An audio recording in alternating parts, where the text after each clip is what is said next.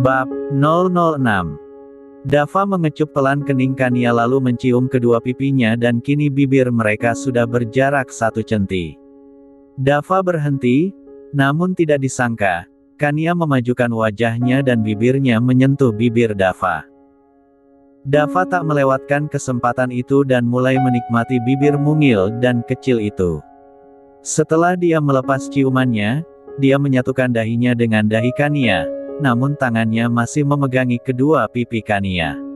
Kau selalu menonton drama yang banyak adegan berciuman, tapi kau sangat payah dalam mempraktekkannya. Kania menunduk malu. Bagaimanapun juga, ini pertama kalinya aku mencoba, biarkan aku terus menontonnya sehingga aku bisa mempelajarinya. Kau tidak perlu mempelajarinya karena aku akan mengajarimu sampai kau lebih hebat dariku, ujar Dava yang langsung mendaratkan kecupan di bibir Kania. Namun, tiba-tiba wajah Kania menjadi tegang.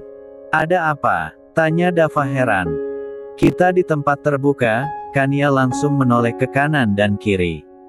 Terlihat 2 pengawal yang semula berdiri di depan pintu ruangan itu menghadap ke tembok. Ada apa dengannya? Kania heran melihatnya. Dia hanya menjalankan tugas. Tugas apa? Kania semakin heran. Mereka akan menutup mata dan telinga saat aku sedang ada obrolan bersamamu. Kania mengangguk dan menghembuskan nafas lega.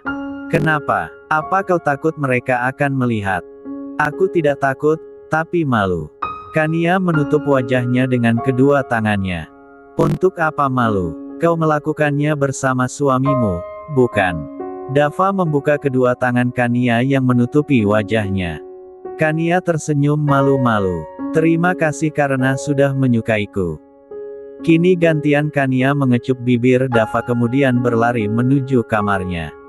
Dasar gadis polos, kau itu sangat lucu. Apa yang aku pikirkan? Ingatlah rencanamu Dava, jangan sampai kau terjebak dalam permainanmu sendiri. Kania menutup pintu kamar dan duduk di sisi ranjang. Dia mengambil bantal dan memeluknya lalu membenamkan wajahnya karena malu. Benarkah tadi kami berciuman? Kenapa ciumannya begitu membuat jantungku berdebar? Aku sangat bahagia. Dia adalah ciuman pertamaku. Kania menari-nari dalam kamar itu, namun dia tidak menyadari ada kamera CCTV di seluruh ruangan kamar itu. Dia terlihat seperti orang yang baru memenangkan uang miliaran dari undian. Kania menjatuhkan tubuhnya ke ranjang, dia berguling-guling di ranjang itu hingga akhirnya. Kau sedang apa? Suara Dava mengagetkan Kania yang berguling ke sisi ranjang dan bruk, Kania jatuh ke lantai. Dava langsung berlari dan mengangkat Kania ke atas ranjang. Kania masih meringis memegangi kakinya yang sakit karena terbentur besi ranjang. Dava pun memegangi kakinya. Mana yang sakit? Wajahnya tampak khawatir. Ini. Kania menunjuk betisnya yang sakit. Dava pun mengambil obat krim dan membalurkannya ke kaki Kania perlahan sambil terus memijit pelan. Kania melihat Dava yang sedang serius memijat kakinya. OMG, tampan sekali. Apa masih sakit? Kania menggeleng. Jangan melakukan hal-hal konyol. Oh ya? Apa kau mau tahu sebuah rahasia kecil? Kania menatap serius penuh tanya. Ruangan kamar ini ada CCTV-nya, bisik Dava. Kania terdiam, sekilas dia mengingat momen saat Dava pergi. Aku menyanyi saat menonton drama, aku memakai ponselku saat adegan menjengkelkan dalam film, aku menari, aku berguling, bahkan dulu aku pernah membelai rambutnya. Kania menutup mulutnya dengan kedua tangannya. Sudahlah, aku sudah tahu semua tingkah konyolmu selama ini. Dava menyadarkan lamunan Kania dan berusaha menenangkannya. Yang terpenting jangan lakukan lagi, mengerti? Kania mengangguk dan tersenyum setelah Dava mengecup lembut keningnya. Sebulan telah berlalu. Kania semakin menunjukkan kemajuan sikap dalam hidupnya. Seperti sore ini, saat Dava baru pulang bekerja. Sayang, sudah pulang, iya. Kania menempel di lengan Dava. Dava tersenyum. Kenapa? Mencubit pipi Kania gemas. Tidak apa-apa, hanya kangen saja. Ya sudah, ayo masuk. Dava hendak melangkah namun dicegah Kania. Kenapa lagi? Tanya Dava heran. Aku ingin mencium tanganmu, aku juga ingin melambaikan tangan dan menyambutmu di depan pintu itu. Kania menunduk sedih. Baiklah nona muda, permintaanmu akan kukabulkan. Mulai sekarang kau bisa mengantar dan menyambutku melewati pintu rumah ini. Kania sangat senang karena akhirnya bisa keluar saat mengantar dan menyambut Dava. Mereka pun segera berjalan menuju ke kamar. Namun tiba-tiba, mereka dikejutkan dengan teriakan yang memanggil nama Kania dari luar. Ada sosok yang mencoba masuk melewati gerbang rumah Dava. Mereka pun melangkah keluar untuk melihat siapa yang datang. Saat sudah di luar, mereka pun terkejut melihat sosok itu adalah Dika yang sedang dipegangi oleh para pengawal untuk tidak masuk mencoba memanjat pagar. Bagus, ini kesempatanku membuat Dika hancur. Biarkan dia. Perintah Dava langsung membuat pengawal membiarkannya masuk ke dalam halaman rumahnya. Dika berlari mendatangi kakaknya. Kania, apa kau baik-baik saja? Dika ingin memeluk Kania, tapi pengawal Dava menghalanginya. Aku baik-baik saja, Kak. Kania mengangguk pelan. Dava, lepaskan adikku. Aku mohon biarkan aku membawanya, jangan siksa dia lagi. Dika terpaksa melemah agar bisa membawa Kania pergi. Kak, aku bahagia di sini, dia memperlakukan aku dengan baik. Dia sangat mencintaiku, Kak. Dan aku juga mencintainya. Kata-kata Kania membuat Dika dan Dava sama-sama terkejut namun dalam ekspresi yang berbeda. Jika Dika memperlihatkan raut wajah penuh kekecewaan, lain halnya dengan Dava yang memperlihatkan raut wajah penuh kemenangan. Akhirnya kau mengakuinya, nona muda. Tidak, aku yakin itu hanya akting saja, Kania. Aku tahu siapa dia. Dia tidak benar-benar mencintaimu. Dia hanya ingin membuatmu tetap jauh dariku. Dika seperti bisa membaca pikiran Dava. Tidak, Kak, aku percaya padanya. Dia tidak mungkin melakukan hal itu. Aku mohon, Kak, aku akan tetap bersamanya. Kania mencoba meyakinkan Dika. Bagaimana kalau pada akhirnya dia hanya mempermain kamu saja? Bagaimana kalau suatu hari dia meninggalkanmu? Apa kau akan tetap bilang dia orang baik? Dika mulai memprovokasi sang adik agar mempercayai ucapannya. Itu tidak mungkin. Kania menepis kata-kata Dika. Kania, apa maksudmu? Dika tidak percaya pada apa yang baru saja didengarnya. Dia sangat mencintaiku, dia tidak akan meninggalkanku. Aku yakin dia suami yang setia pada sumpah pernikahan kami. Kania mulai meneteskan air matanya. Tapi aku tidak bisa jika harus melihatmu bersamanya, Kania.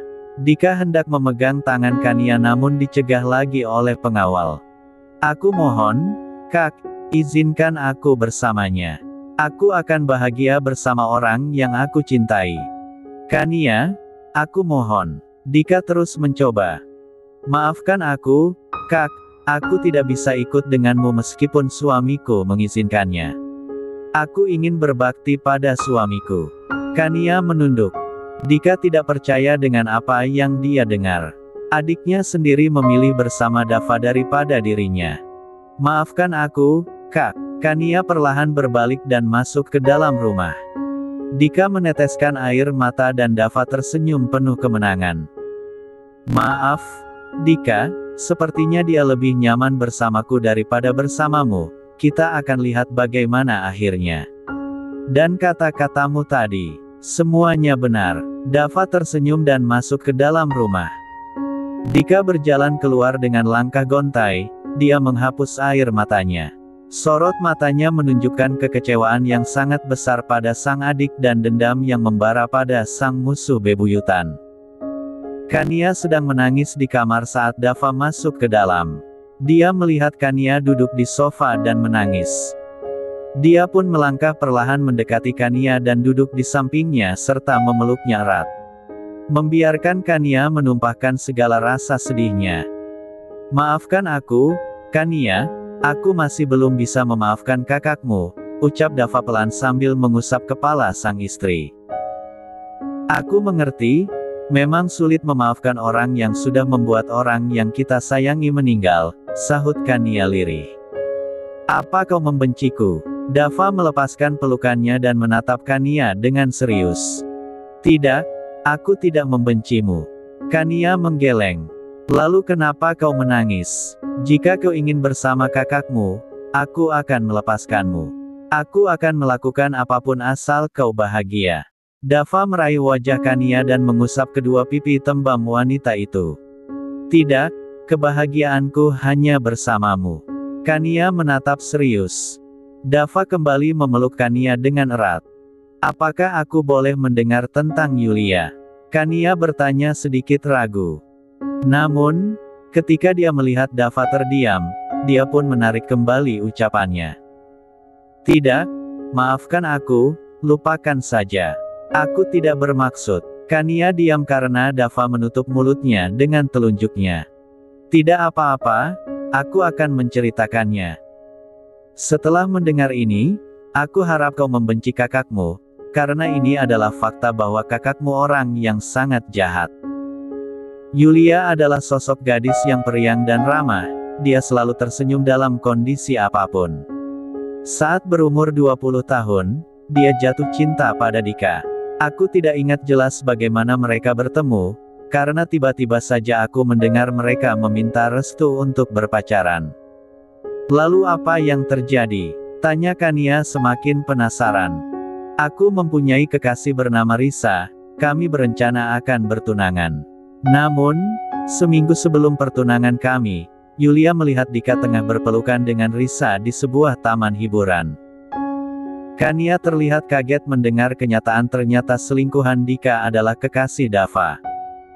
Yulia murka, dia marah dan mengurung diri di dalam kamar, sepertinya dia depresi sampai pada suatu malam, aku lalai dan Yulia pergi diam-diam dari rumah.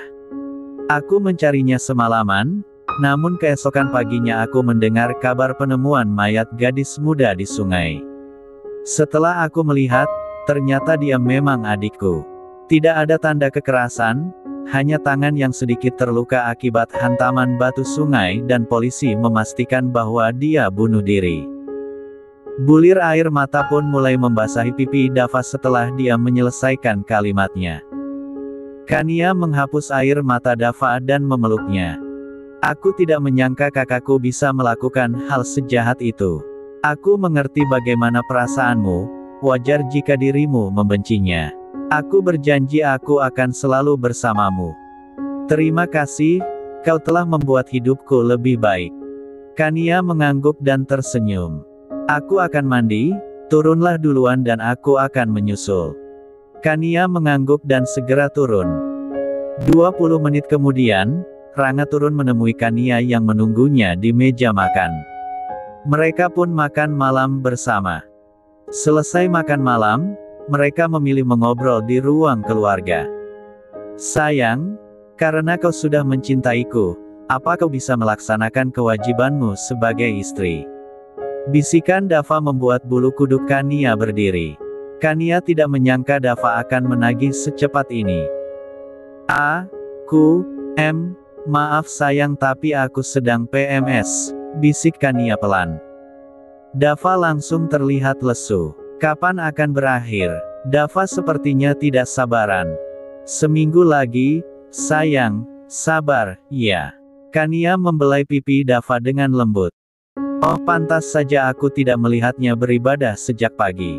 Apa yang aku lakukan? Kenapa aku malah memintanya melakukan itu? Munafik sekali kau Dava. Dava mengutuk dirinya sendiri. Ayo kita tidur, ajaknya. Gendong, ucap Kania manja. Apa, gendong? Dava mengernyitkan dahi mendengar permintaan Kania. Kenapa dia terlihat menggemaskan sekali? Apa yang aku pikirkan? Tidak, ini tidak benar. Dasar wanita malas. Berjalan saja tidak mau. Benar-benar merepotkan. Baiklah, nona muda. Dava pun menggendong tubuh mungil Kania hingga membuat wanita itu tersenyum senang melihat dia diperlakukan sangat lembut oleh suami tampannya. Hari ini adalah hari Minggu. Pagi itu, setelah sarapan, Kania memilih membersihkan kebun bunganya. Dia sangat senang merawat bunga-bunga cantiknya. Sedangkan Dava sedang membaca koran di bangku taman rumahnya yang tidak jauh dari posisi Kania. Karena Kania terlihat tertawa gemas, Dava menghampirinya. "Kenapa? Sepertinya kau terlihat senang. Lihatlah, ulatnya lucu sekali," ucap Kania sambil menunjukkan seekor ulat yang sedang bergerak di tanah. Dava langsung menunjukkan reaksi di luar dugaan. "Hi, singkirkan hewan menjijikkan itu." Dava bersembunyi di belakang Kania dan melihat ke sekitar barangkali masih ada komplotan ulat tersebut. "Sayang, ini kan hanya ulat daun, tidak akan membuat gatal atau sakit." Kania hendak memegang ulat itu. "Tidak, jangan sentuh itu atau aku akan merendam tanganmu seharian setelah kau menyentuhnya," ancam Dava yang masih bersembunyi di belakang Kania. "Lalu, aku harus memindahkannya dengan apa?" tanya Kania. "Gunakan kayu atau ranting kecil." Dava masih menatap jijik ke arah ulat itu. "Baiklah, aku akan memindahkannya dengan kayu ini." Kania memegang kayu kecil dan memindahkan ulat itu ke tempat jauh. "Kenapa tidak dibunuh saja? Mereka juga makhluk ciptaan Allah. Mereka juga ingin hidup, sama seperti kita," jelas Kania yang diselingi senyumnya. "Apa-apaan dia? Kenapa bisa berhati mulia seperti itu? Apa aku sanggup menyakitinya? Aku mohon, Kania, jangan tunjukkan lagi keistimewaanmu kepadaku. Apa kau sudah selesai berkebun?" "Sudah." Kania memperhatikan bunga-bunga yang bermekaran indah. "Memastikan semuanya sudah terawat. Ayo duduk di sana bersamaku." Kania berjalan beriringan dengan Dava menuju kursi taman. Setelah mereka duduk, "Aku memberimu kebun bukan berarti kau juga harus jadi tukang kebun, Kania." "Maksudnya, kau tidak perlu berkebun? Jika orang tuaku atau rekan bisnisku datang dan melihatmu begini, apa yang akan mereka katakan? Mereka akan bilang aku membuat istriku jadi tukang kebun." Dava memperhatikan pakaian Kania yang benar-benar seperti tukang kebun. "Tapi aku suka berkebun." Kania merengek. "Baiklah, aku akan memecat tukang kebun ini karena tenaganya tidak dibutuhkan lagi di sini." "Tidak, jangan. Kasihan, dia juga punya keluarga. Keputusan ada di tanganmu." Dava menunggu jawaban Kania. "Baik, aku tidak akan pernah berkebun lagi." "Good girl." Dava mengusap rambut Kania. "Ayo masuk dan bersihkan tubuhmu." Kania mengangguk dan masuk ke dalam rumah. Dia langsung menuju kamar dan membersihkan diri. Dava menuju ruang kerjanya untuk mengecek sesuatu. Beberapa lama kemudian, pintu terdengar diketuk.